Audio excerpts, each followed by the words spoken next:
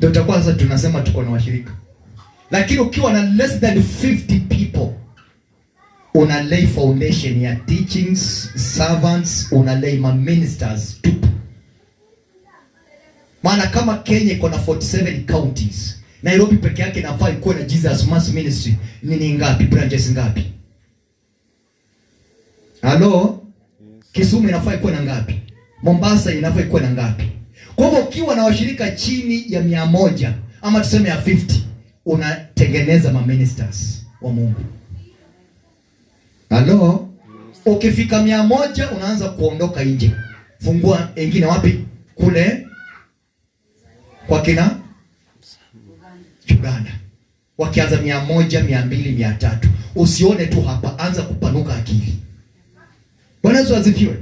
Na ndio kanisa isimame, tarajia 5 years hii ya 11.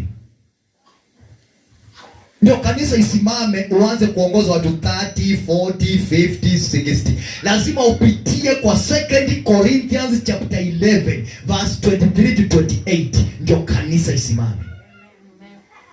Bwana Yesu asifiwe.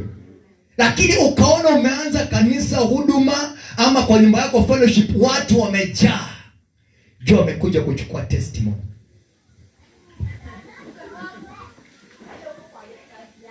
Endelea.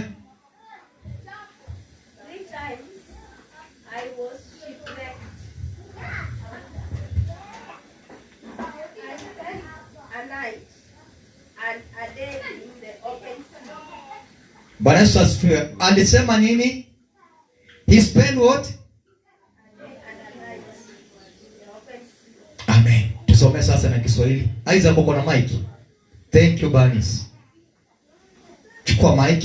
Twende kwa utaratibu kwa haraka. Maana hapo ndio namalizia.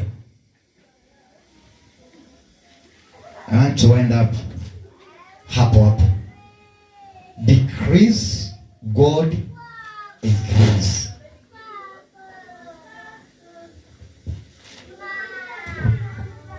Shuka, Mungu akupandishe. Kwa mahali pa kushuka, hapo ndio tunapata hiyo preparation. Pale penye uko chini, hauna hata 20 bob, hauna 30 bob. Unatamani kupeleka gospel. Tumeambia tunaenda mazishi. Tukaambia tunapeleka nini? Hatuendi kuomboleza. Kule inahitaji finance. Lazima tudip kwa pocket. Hatutaingia kwa gari sema riboza kayanda rikote reboza yanafika wapi macha. Uende. Lazima ingize mkono.